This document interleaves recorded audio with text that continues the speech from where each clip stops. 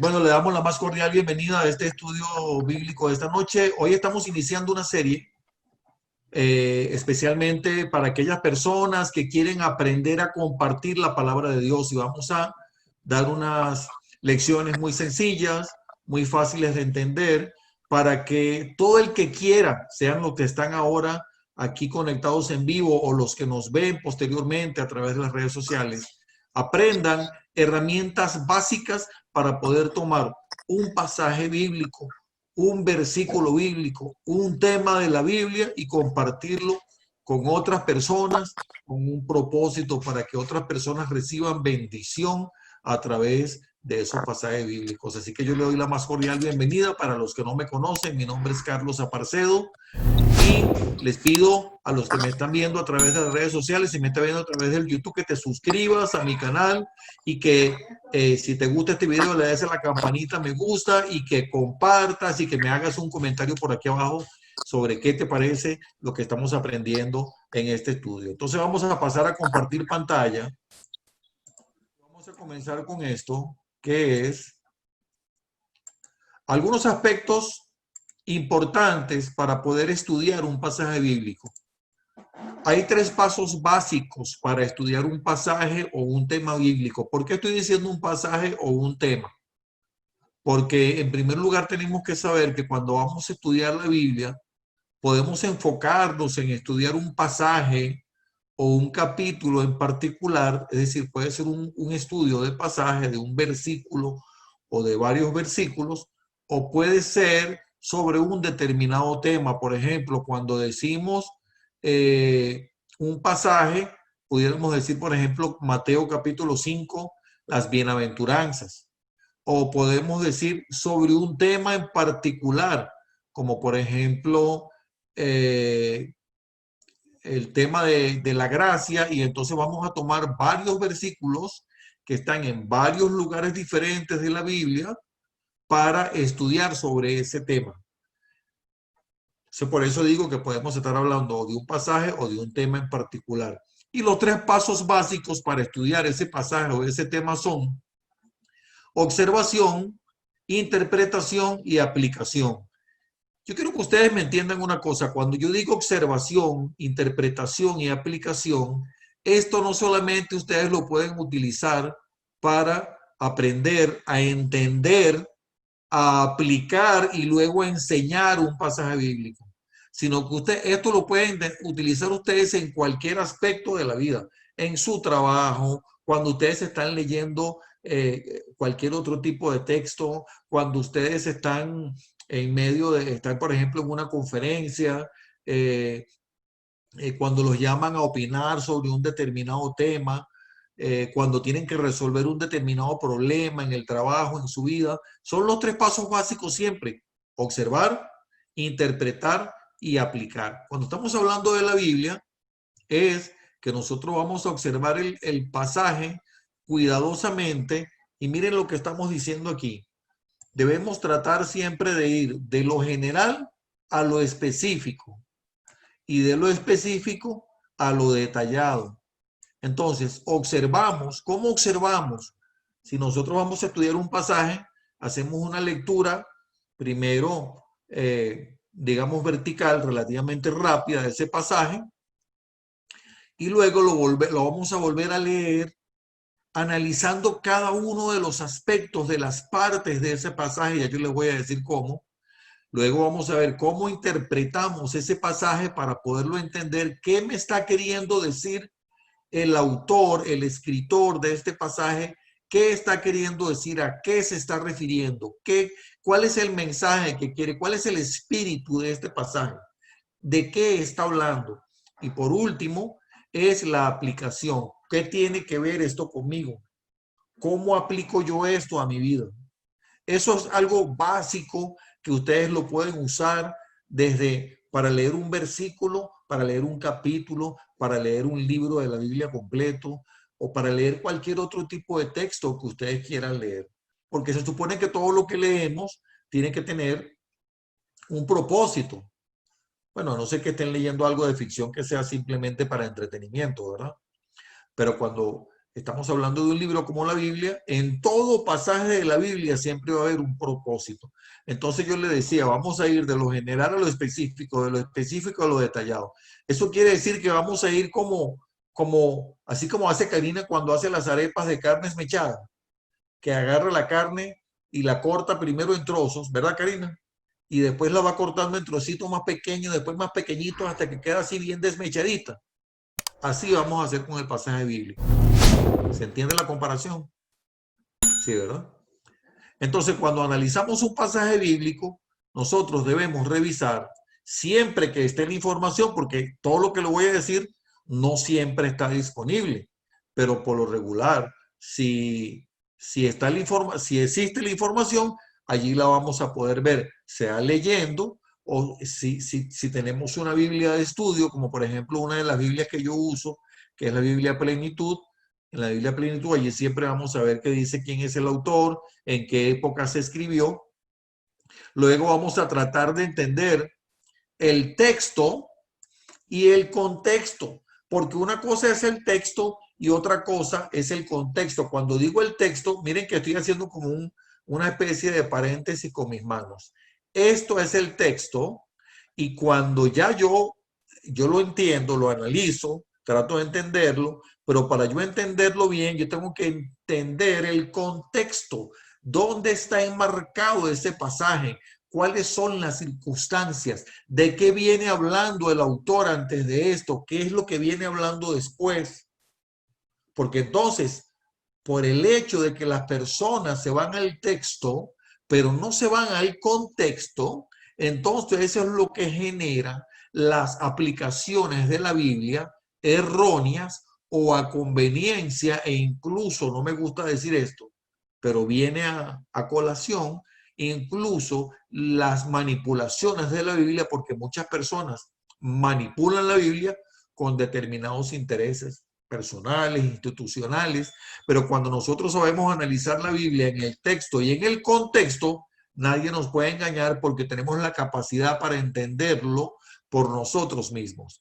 Debemos tratar de ver el lugar donde se desarrollan los hechos que me están narrando, si es que es una narración, el momento histórico, porque debo entender que no toda la Biblia es narración. Hay pasajes bíblicos, por ejemplo, que son poesía, como el libro de Eclesiastés. Ahí no me está narrando un evento, aunque sin embargo el libro de Eclesiastés, los pasajes están, perdón, quise decir cantar de los cantares, a ese me refería. Aunque es poesía, el libro de Cantar de los Cantares está enmarcado en un contexto y está enmarcado en un momento histórico que es en los tiempos del reinado de Salomón, que estaba enamorado de una reina africana que era la reina de Saba. ¿Quién es el personaje o los personaje principal o personajes principales? Si es que hay personas en el texto o en el contexto. ¿Quiénes son los personajes secundarios? ¿Cuáles son las palabras clave de ese pasaje? ¿Qué son palabras clave? Las palabras claves son como unas puertas que nos permiten entrar al texto y al contexto para poder entender lo que estamos leyendo. Regularmente las palabras claves, lo que las caracteriza casi siempre es que se repiten con cierta frecuencia en el pasaje o tal vez no se repite, pero puede ser una palabra, repito, que no se repite, pero que es fundamental para poder entender el pasaje estudiado. Por ejemplo, ¿quién me puede decir una palabra clave en el libro de Proverbios?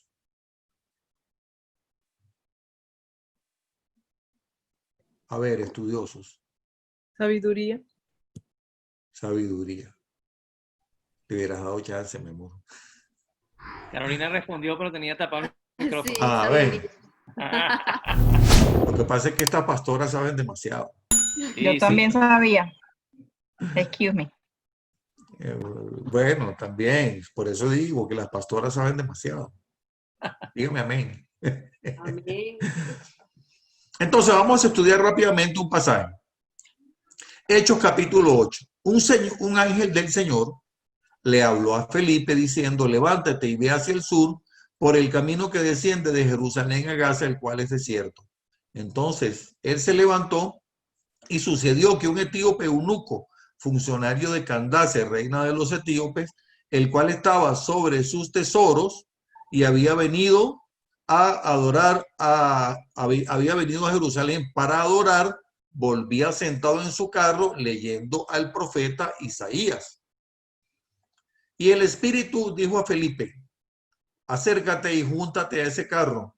Acudiendo Felipe, le oyó que leía al profeta Isaías y le dijo, ¿pero entiendes lo que lees?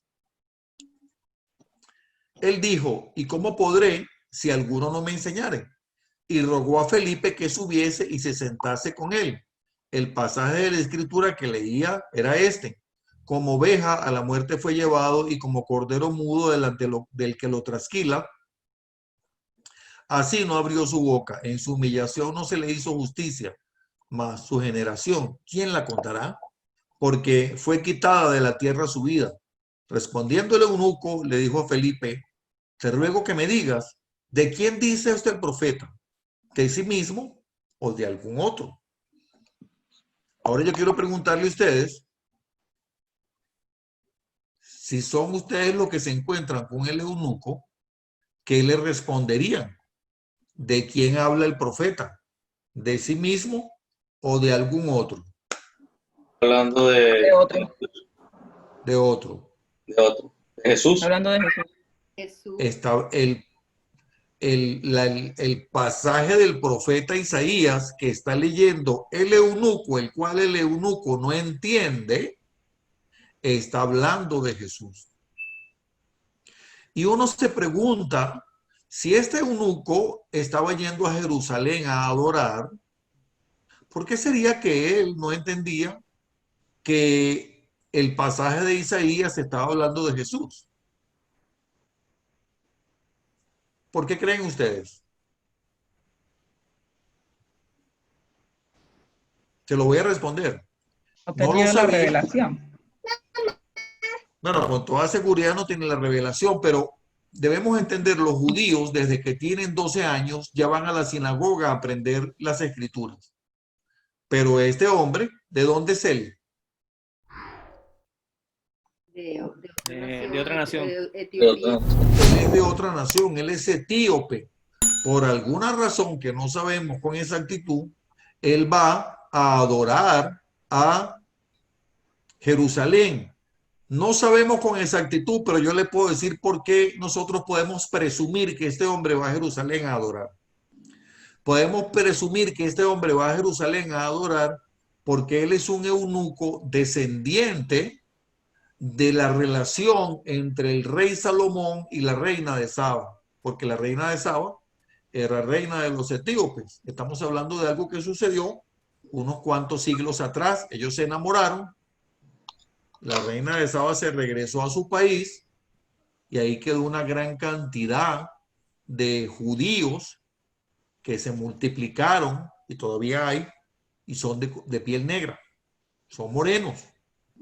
Entonces probablemente este hombre sea uno de esos descendientes. Rápidamente, porque no tenemos mucho tiempo, ¿verdad? Si analizamos el pasaje, aquí tenemos a dos personajes principales que son Felipe y el eunuco. Habla de la reina de Candace, la reina de los etíopes, y este hombre es un administrador de los tesoros de la reina, es decir, es un hombre que tiene cierto nivel de cultura, de capacitación. Cuando se dice eunuco es que es un hombre que es castrado. Se castraban para que dedicaran su vida a una determinada función, en este caso, para ser administrador de los tesoros de la reina. Era algo así como un tesorero.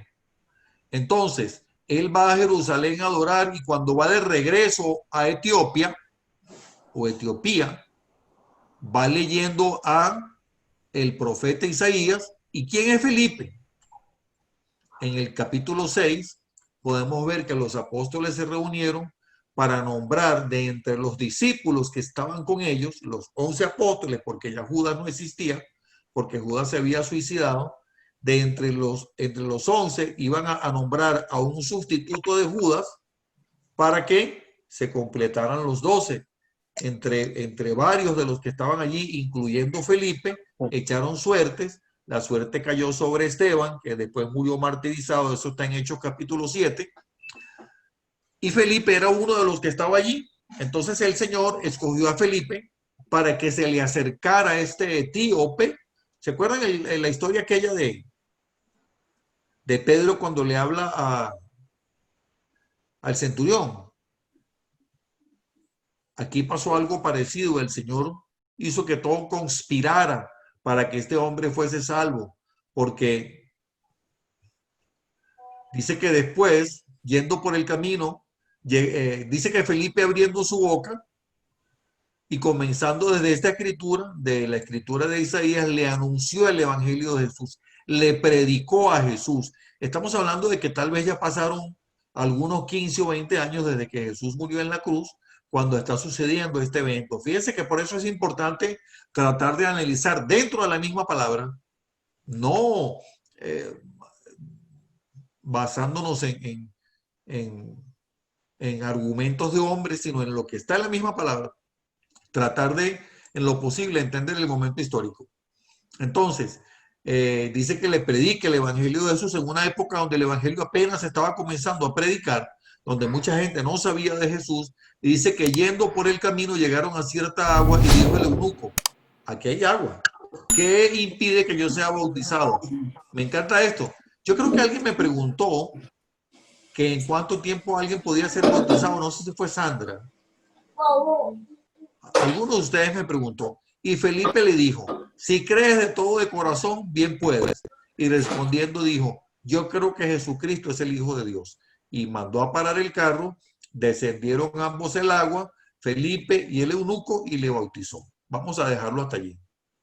Entonces, en conclusión, esta es una manera como nosotros estudiamos el pasaje, primero la observación, desde lo general hasta lo específico, de lo específico a lo más detallado, la interpretación, la aplicación. ¿Qué tiene que ver esto con mi vida? Yo pudiera decir, por ejemplo, esto tiene que ver con mi vida, con que si yo creo, yo puedo ser salvo, yo puedo ser bautizado, cree en el Señor Jesucristo, serás salvo tú y tu casa. Cada pasaje tiene una aplicación que tiene que ver directamente con la vida de cada uno de nosotros, con toda seguridad.